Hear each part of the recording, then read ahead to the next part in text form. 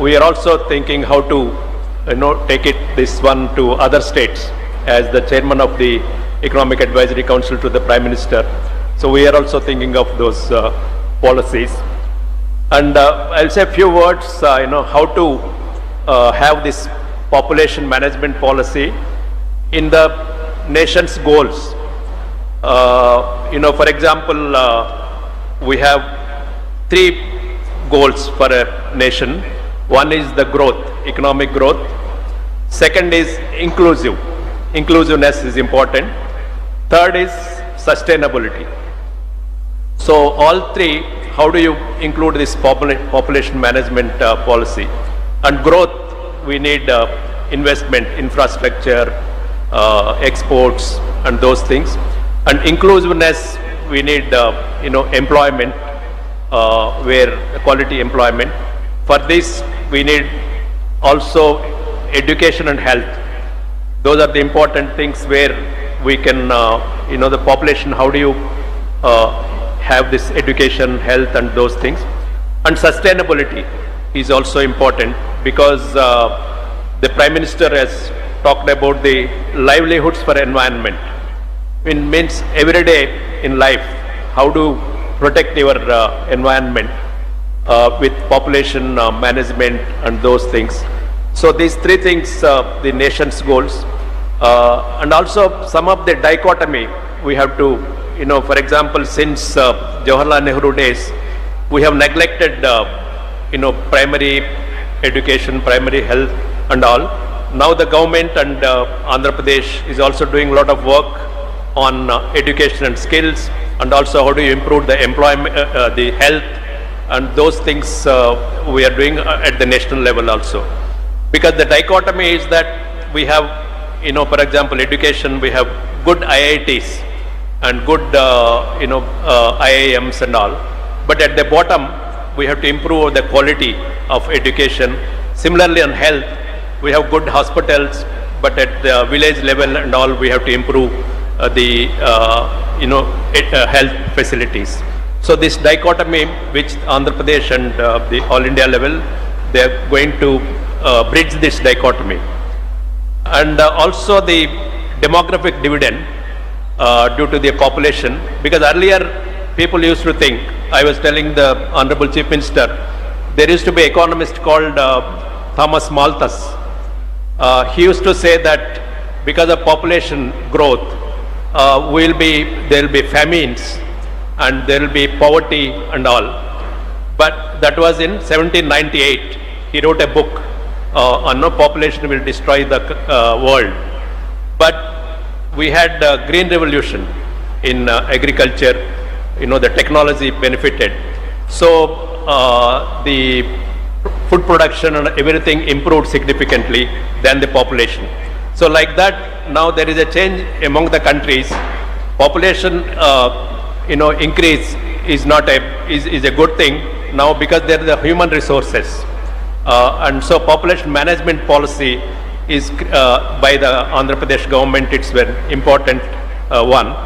And the demographic dividend, because other countries, there is a old age is happening, US, Europe and other countries. So we have more advantage here in India. And so with the increase in population, the population increases, and then we'll have a demographic dividend. And also we have to create employment and other things for our youth, because youth unemployment should not be high. So we need to create opportunities for them. And also the gender, the women play an important role in this transformation of Indian economy as well as the Andhra Pradesh economy, which Chandrababu Naidu Garu has done even earlier about the women empowerment and self-help groups, all those things. So importance of the state-led innovation by Andhra Pradesh. So I compliment that, and we'll also have other states this kind of population management policy.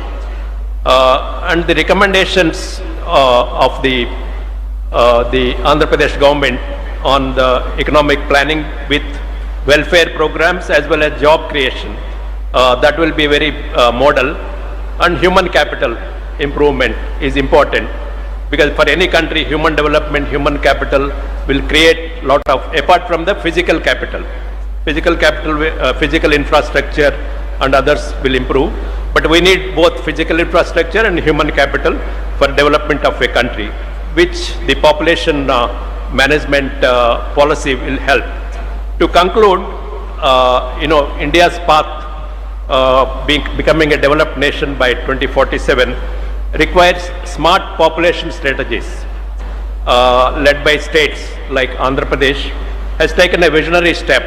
Honorable Chief Minister Chandrababu Naidu garu has talked about this population management, which is important. So we will give full support from the Economic Advisory Council to the Prime Minister for furthering this agenda of the population management policy of Andhra Pradesh. And with this, I once again compliment this initiative of the Andhra Pradesh government. Thank you very much.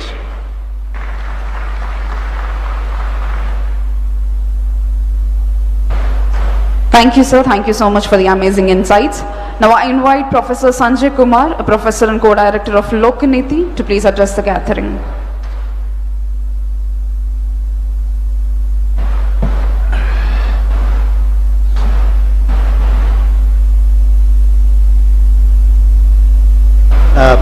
Thank you very much for inviting me for this conference. I think the big question what we are trying to address since the morning is in the light of what we have seen, that the population growth in Andhra is going down, and the recent debate which has started about the delimitation.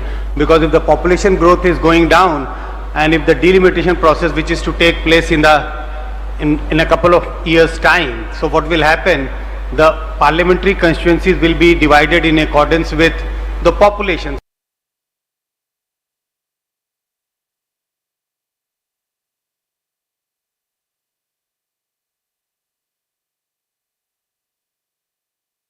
Representation, and that will apply to Andhra as well. So the big question which is being posed, so what kind of a population policy should a state adopt? What kind of a population policy? Should we go for population control or should we go for population stabilization? I think there is no easy answer to that. It could be yes and no both. Why no? Why we still don't think in terms of population stabilization, but we should think in terms of population control? Because if we think of states like Bihar, Jharkhand, states in the north, these are the states where population is still increasing at a very large pace. And what is happening is that even though economic resources are there, but there is a lot of poverty in these states because the resources which is getting distributed to the people is not adequate, because population explosion is at a very fast pace. But if we think of Andhra Pradesh, if we think of other southern states, then I think there is a need to rethink about population policy, and we may not need to think of population control, but we may need to think in terms of population stabilization. So that's different kind of policies different state need, because one policy helps you in one thing, but one policy also punishes you. While the debate is still not settled about delimitation, the debate is still going on. What could be the criteria? But if we go by the already set rules, the rules which has been adopted for the previous delimitation, there is a fear that for a good population control policy, the states might suffer in terms of political representation, and you need a proper political representation in order for the state's voice to be heard at the national level. One more question which I thought I need to answer is about, the policies at times are very good. The people who design the policies are excellent, but what should be done to involve the stakeholders? What should we do? What should the policy makers do so that it is engaged it is brought up by the stakeholders? I think there is a need for proper consultation of stakeholders. Take the recent example of revision of electoral rolls in Bihar. Yesterday the Supreme Court has ruled that Aadhaar card, the EPIC card and the ration card must be used as an identity proof.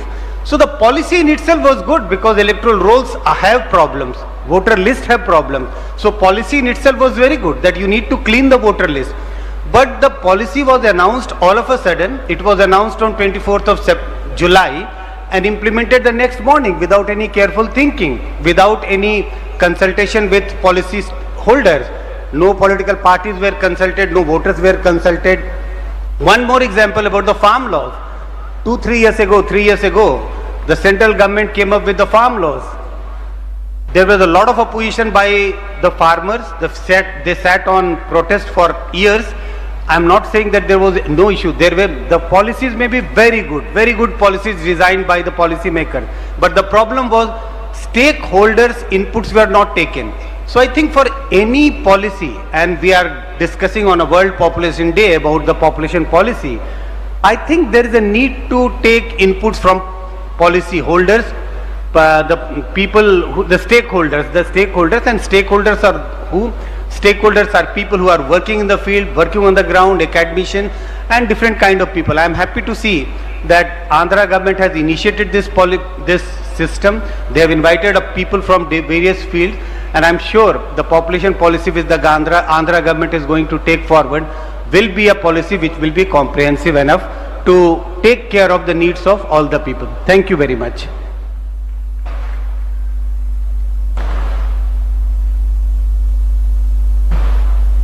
Thank you sir. ఇప్పుడు doctor Suhani జలోతా, founder of మైనా మహిళా foundation వారిని సభను ఉద్దేశించి మాట్లాడవలసిందిగా ఆహ్వానిస్తున్నాం. Hi everyone. This is good. Hi everyone. It's great to see everyone here today. It's such an honor to be here in this gathering.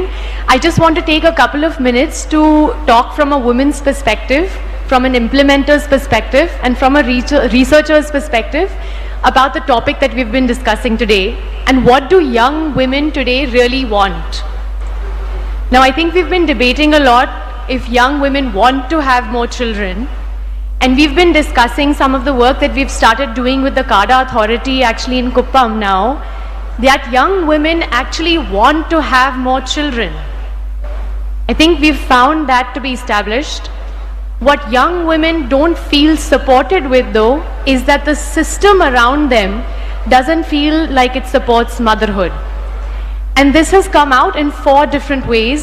We've also been doing some pilots on the ground to find solutions to these. So the 4 different ways in which under Honorable Chief Minister's Swarn Kuppam mission and visionary framework that we've been now implementing this pilot in Kuppam, we've found that the 4 aspects that really need solutions are: 1, medical accessibility. We discussed earlier today just how reproductive tract infections, anemia, other such conditions could actually be limiting desired fertility. Second is economic accessibility.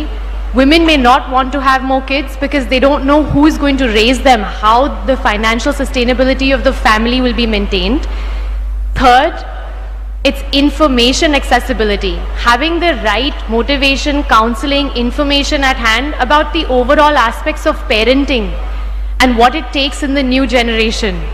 And fourth is cultural knowledge and mindset shifts that need to happen, which really come from this understanding of shared parenting. It's not a mother's or a woman's job alone to raise kids anymore. It is a village, and we've seen it takes a village to raise a child. And parents, men, husbands, fathers must step in to really support the women with their motherhood.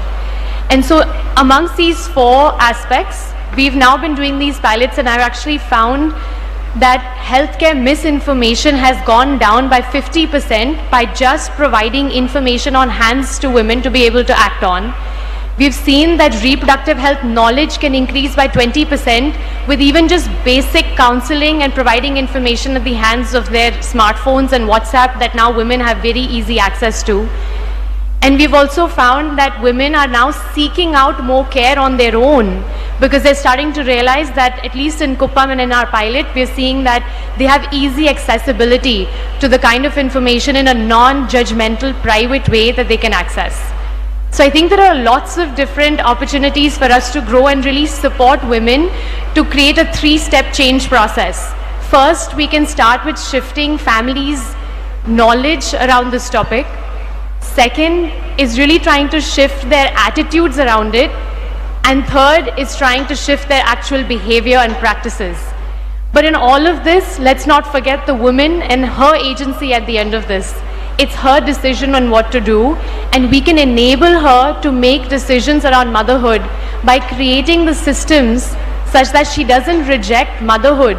She just rejects the systems around it, and we can create enabling systems so that women actually can have more children in a supportive environment. Thank you to our Honorable Chief Minister for this wonderful vision, and we hope that we can make that a reality. Thank you. Thank you, ma'am. Now we invite Shri Piyush Kumar, Principal Secretary, Planning and Finance, Government of Andhra Pradesh, to provide details and brief about the statewide public consultation.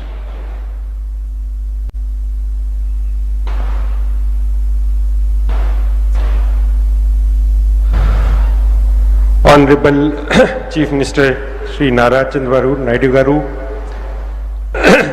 Garavanilu S. Mahendra Dev, PM Economic Advisory Council Varu, Vedic Perina Alkarinchina Pedalandaraki, Special Chief Secretary, Medical Health Department, Sthanik Sashan Sabhilu MLA Gariki, ikkada vachi unna all academicians, distinguished guests, అందరికీ కూడా హృదయపూర్వక నమస్కారం sir. Sir, ఈ కార్యక్రమాలు ఈరోజు world population day, ప్రపంచ జనాభా దినోత్సవం సందర్భంగా మన ఇక్కడ ప్లానింగ్ డిపార్ట్మెంట్, మెడికల్ డిపార్ట్మెంట్ కలిసి పెట్టడం జరిగింది. మార్నింగ్ సెషన్లో కొంతమంది ఎమినెంట్ స్పీకర్స్ మాట్లాడుతూ, అదేవిధంగా మన ఒక గ్రూప్ డిస్కషన్ కూడా పెట్టాము. అయితే సార్, చాలా మంచి అవసరం ఈరోజు. We're very happy that on such auspicious day Honorable Chief Minister is now launching a draft policy. This draft policy for population management is in the offing for some time. Mana Garavanilu Mukhyamantri garu oka visionary leader ga ento mundi eppudu kuda samayaki munduga kuda choopto pani chestuntaru. Enta mundu పూర్వకాలంలో కూడా IT పాలసీని 95లో ఏ విధంగా అయితే వారు తీసుకొచ్చారు అంటే మన జాతీయ స్థాయిలో కూడా నేషనల్ కంటే కూడా కనీసం ఒక 10 సంవత్సరం ముందే ఒక IT రెవల్యూషన్ మన ఆంధ్రప్రదేశ్, సంయుక్త ఆంధ్రప్రదేశ్ రాష్ట్రంలో తీసుకురావడం జరిగింది. అంతేకాకుండా ఇందాక మహేంద్ర గారు కూడా చెప్పినట్టు ఒక ఉమెన్ ఎంపవర్మెంట్ ప్రోగ్రామ్ అనేది, సెల్ఫ్ హెల్ప్ గ్రూప్ మూవ్మెంట్ మన జాతీయ స్థాయిలో, ప్రపంచ స్థాయిలో కూడా అంత పెద్ద ఎత్తున మన రాష్ట్రంలోని కూడా వారి ద్వారంలో వారు ఒక కల్పన రూపరేఖలు చేయడం జరిగింది. అదేవిధంగా ఈసారి మనకు ట్రెండ్స్ని చూస్తూ సమయానికి ముందు కూడా ఇప్పుడు ఇలా అయితే టోటల్ ఫర్టిలిటీ రేట్ తగ్గిపోతుంది, దానివల్ల మన సమాజానికి ఏదైతే మార్పులు వస్తున్నాయో వాటి గురించి కూడా మాట్లాడుతూ గౌరవ ముఖ్యమంత్రి గారు మనకందరికీ ఆదేశించి ఈ పాపులేషన్ పాలసీ అనేటువంటి ఒక సంయుక్త పాలసీ అవసరం. దానికి women and child welfare department, health department, planning department అందరూ కూడా కలిసి డ్రాఫ్ట్ పాలసీ మీద పని చేయాలని చెప్తూ, దానికి తగ్గట్టు మన జనవరి నెలలో ఒక పెద్ద కాన్ఫరెన్స్ అప్పటికే SRM యూనివర్సిటీలో కూడా చేసి చాలామంది పిల్లలతో, చాలామంది అకాడమిషియన్స్, NGOస్తో కూడా మాట్లాడి, అదేవిధంగా చాలా స్టేక్ హోల్డర్స్తో కన్సల్ట్ చేస్తూ ఈ ఒక డ్రాఫ్ట్ పాలసీ మీద తయారు చేశాము. ఎలా అయితే ప్రపంచంలో ఇతర రాష్ట్రాలు కూడా చేస్తున్నారో అదే మన లెక్కల కింద తీసుకొని కూడా ఈ పాలసీని ఒక డ్రాఫ్ట్ రూపొందించడం జరిగింది. అవే పాలసీని ఇంతకుముందు గౌరవ ముఖ్యమంత్రి గారు మనకు చెప్తుంటారు, ఒక పాలసీ అంటేది మన ఆఫీస్లో కూర్చొని ఒక కాగితం కాదు, మన ప్రజల దగ్గర వెళ్ళాలి, వాళ్ళ అభిప్రాయం తీసుకొని అందరూ ఒక పబ్లిక్ డాక్యుమెంట్ కింద మన తీసుకురావాల్సిన అవసరం ఉంది. ఇంతకుముందు స్వర్ణ ఆంధ్రప్రదేశ్ 2047 విజన్ తయారు చేసినప్పుడు కూడా దాదాపు మన 15 లక్షల మంది ఒక డిజిటల్ క్యాంపెయిన్ తోటి ప్రజల దగ్గర వెళ్ళి వాళ్ళ అభిప్రాయం కూడా తీసుకోవడం జరిగింది. అదేవిధంగా P4 పాలసీ పూర్వంలో కూడా లాంచ్ చేసినప్పుడు దాదాపు ఒక 12 లక్షల మంది పైన డిజిటల్ క్యాంపెయిన్లో మనతో కనెక్ట్ అయ్యి వాళ్ళ అభిప్రాయము, వాళ్ళ జాగ్రత్త పబ్లిక్ డిస్కోర్స్లో పెడుతూ చేయడం జరిగింది. అదేవిధంగా ఈ ఒక దినోత్సవంలో సీఎం గారు ఇప్పుడు ప్రారంభమయ్యేది ఒక డ్రాఫ్ట్ పాలసీని మన స్వర్ణాంధ్ర వెబ్ పేజ్లో, ఆంధ్రప్రదేశ్ వెబ్ పేజ్లో కూడా పెడుతూ అందులో బోత్ తెలుగు అండ్ ఇంగ్లీష్ వర్జన్ని పెడుతూ మన ప్రజల అభిప్రాయము, ఏమైనా వ్యూస్, టిప్పణి ఉంటే అది కూడా పోవడం జరుగుతుంది.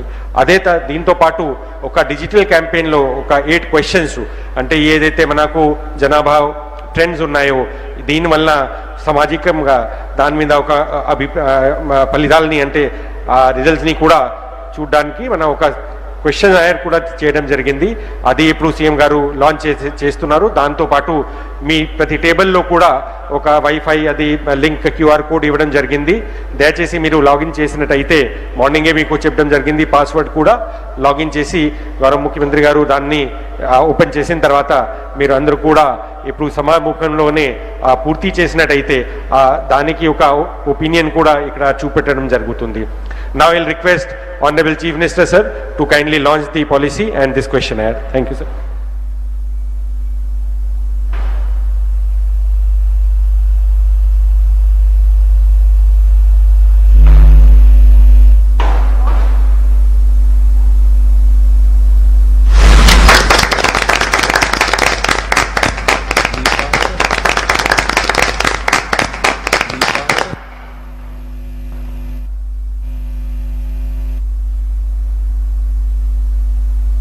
And then the summary will be done.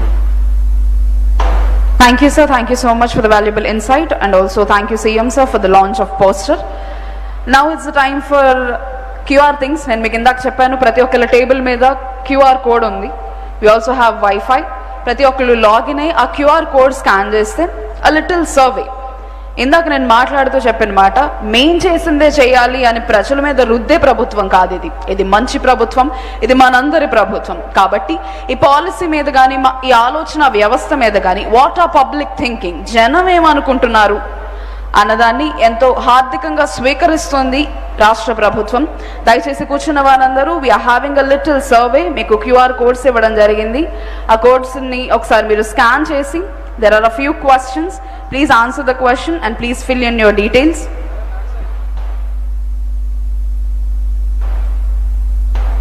I hope I'm all clear. For the English version, we have QR codes given being displayed on each table. I request all the participants to fill the questionnaire and provide the valuable inputs.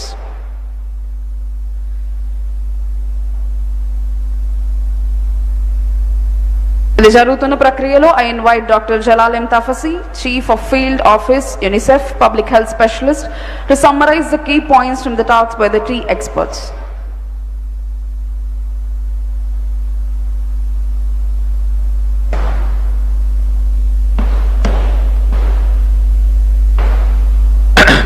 Thank you. Good afternoon, everyone, and Honorable Chief Minister. It is a delight and an honor to be with all of you today. I've been given the task of summarizing what has happened this morning, and I must say that it feels as if a UNICEF person has written almost all the speeches, because it has been a very child-centric and very forward-looking contributions that have happened.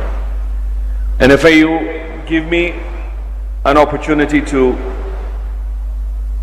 quickly summarize each of the sessions. We've had excellent speakers from Dr. Rajiv Achaya, from Dr. Prakasama, and Dr. Subramayaman, who took us through data, information, reasoned arguments as to what should happen within this policy. Without question, every single one was in agreement that a draft policy that is really integrated with society, that has the opportunity for consultation and a really thought out passage would be an ideal document. And the fact that you've just launched a draft policy says the kind of commitment you already have for that kind of consultation. Second, there was significant data that was mentioned by the various speakers that referred to changing times and the numbers in terms of the fertility rates. One common thread across all the speakers was that declining fertility rates is not a local issue. It's not just in Andhra, but it is a global issue. And I am summarizing and paraphrasing. And within that global issue, there were also good examples that were taken from different countries that are going through these kind of changes in an attempt to marry those lessons from the countries that are facing those declines and what we are looking at today. By and large, there were really good points, especially that were noted from Turkey, that showed that pro-natal policies hardly ever changed the game, but also highlighted that the kinds of economies that we're talking about are very different from our own and where we stand today. That those economies are already developed, that they're already standing on multiple years of developed status, but this is not changing the picture. There was also really good inputs from Dr. Prakasama, forgive me, who emphasized that we take caution in developing a new policy, but she stressed, and I know she didn't have a whole lot of time at the end, but she stressed the importance of investments today in children, in systems that look after children from early childhood to skilling in adulthood, in adolescence and through adulthood, as a way to gain the most out of the population dividend that we could have. And I must say this is completely in line with UNICEF's thinking and UNICEF's approaches.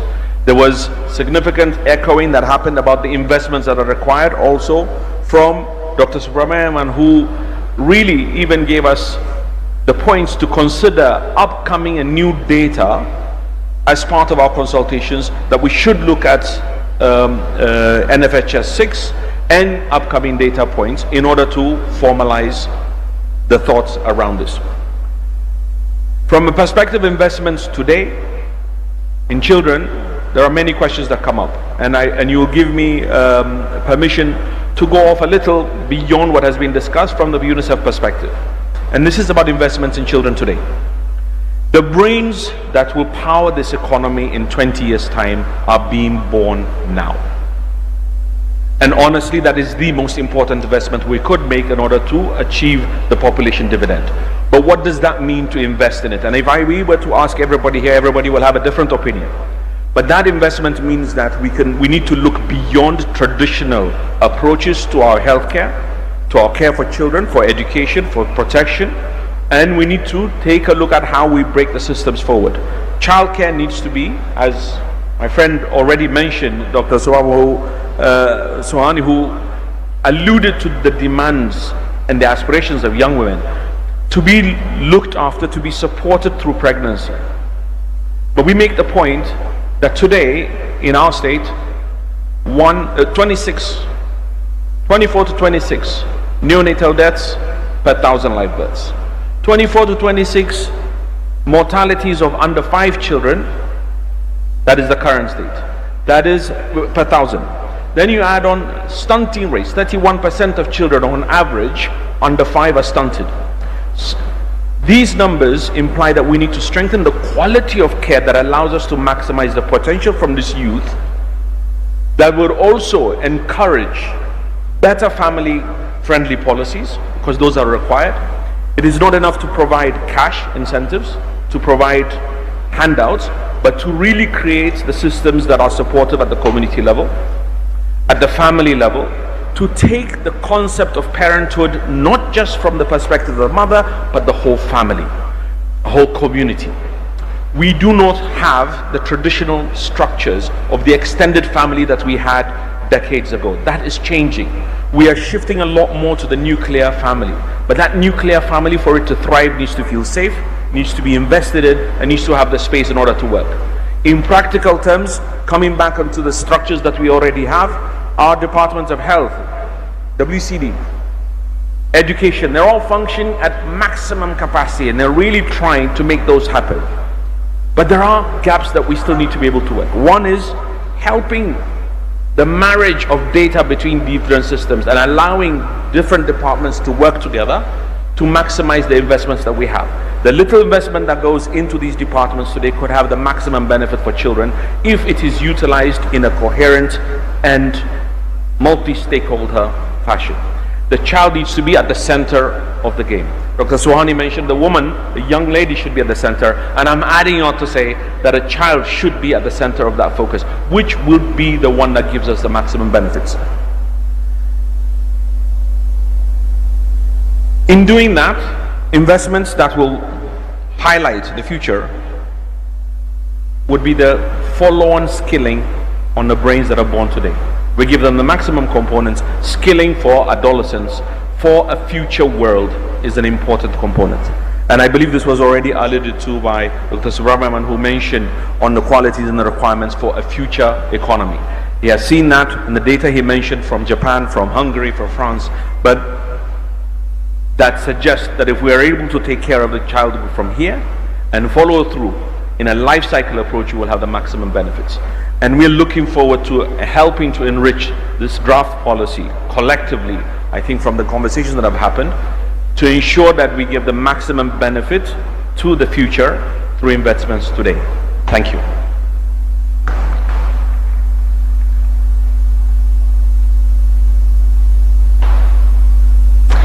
Thank you, sir. Thank you so much for the valuable insights.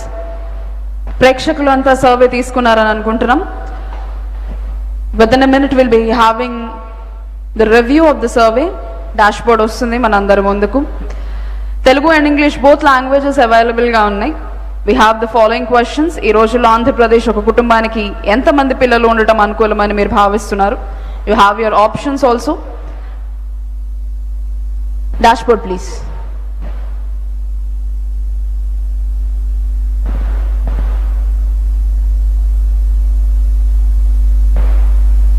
So there it is.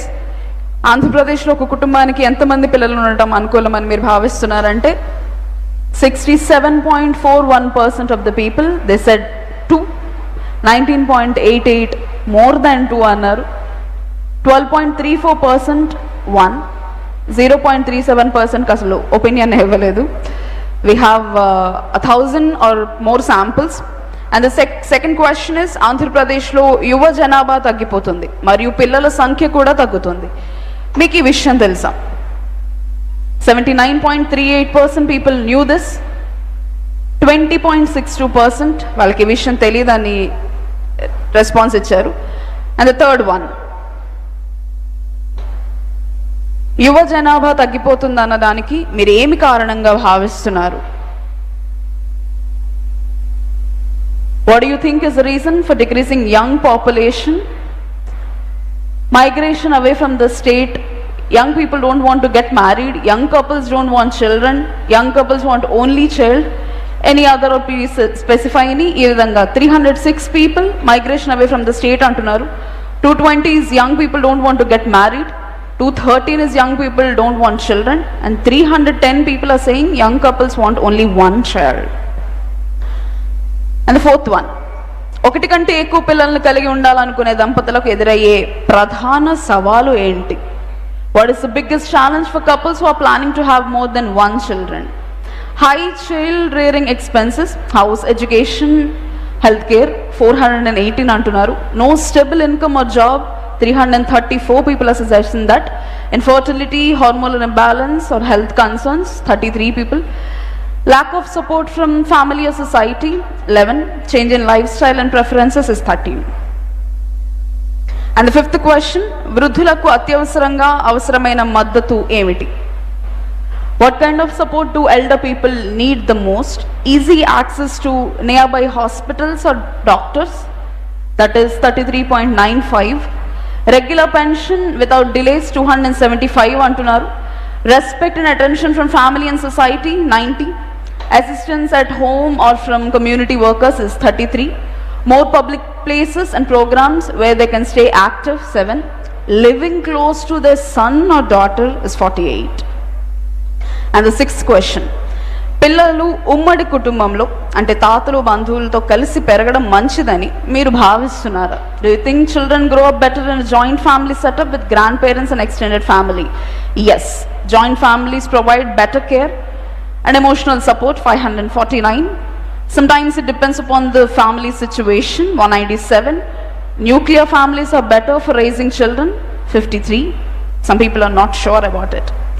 And the seventh one, యువత తమ జీవితం మరియు కుటుంబాన్ని ప్రణాళికాబద్ధం చేయటంలో ఏం సహాయపడుతుంది?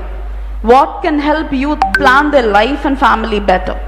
Counseling and guidance about career and family health, opportunities for skill enhancement to assure employability, initial support to take up self-employment opportunities 148 people చెప్తున్నారు. Schemes for affordable housing, healthcare and education is 55. Financial support for marriage and starting a family 7. Eighth question, ఉద్యోగంలో ఉన్న మహిళలు పని మరియు కుటుంబ బాధ్యతలను సమతుల్యం చేసుకోవడంలో ప్రభుత్వ మద్దతు ఎలా ఉండాలి? work from home facility 273, longer maternity leave 93, flexible working hours 339, daycare facilities for children of working professions at workplace 40, incentives promoting women entrepreneurship is 36, family awareness on sharing responsibilities is 29. And the ninth question, ప్రజలు ఎక్కువ మంది పిల్లలు కలిగి ఉండేందుకు ప్రభుత్వ మద్దతు ఎలా ఉండాలి? What kind of government support would encourage people to have more children? Providing financial support and incentives 273, providing financial support, availability of quality education is 228, regular counseling campaigns from health experts and doctors is 29, no support is required from the government is 9, any other support is 40. Also they have given several reviews, I cannot read out all of them. So that is the pulse of public, sir. We have to put this in front of you. So this is how the people are taking it. Ladies and gentlemen, thank you so much for the wonderful review. And the moment that we all have been waiting for. ప్రతి విషయంలో ఇది సాధ్యమా, అసలు ఎలా సాధ్యం అని అనుకున్న ప్రతి డౌట్కి ప్రతి క్వశ్చన్కి చేసి చూపిస్తాను అని ముందుకు నడిచే ధీశాలి. స్వర్ణాంధ్ర డెవలప్మెంట్కి అభివృద్ధికి అహరహం కృషి చేస్తున్న నిత్య కృషి వారు. Andhra Pradesh is fortunate to have a chief minister who just not dreams but visions the future, whose mind always thinks ahead of time. The man, the myth, the legend, the Chanakya of modern times. Today's chief guest and Honorable Chief Minister of Andhra Pradesh, Sri Nara Chandrababu Naidu Garu, is requested to give the keynote address. Ladies and gentlemen, put your hands together and welcome today's chief guest and Honorable Chief Minister of Andhra Pradesh, Sri Nara Chandrababu Naidu Garu, is requested to address the gathering.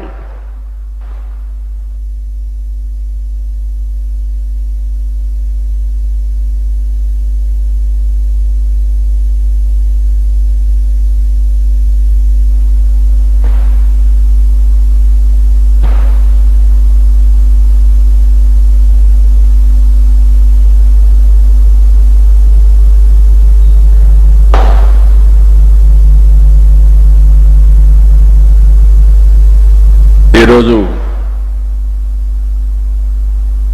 ప్రపంచ జనాభా దినోత్సవం. మనందరం కూడా ఇక్కడ సమావేశమయ్యాం.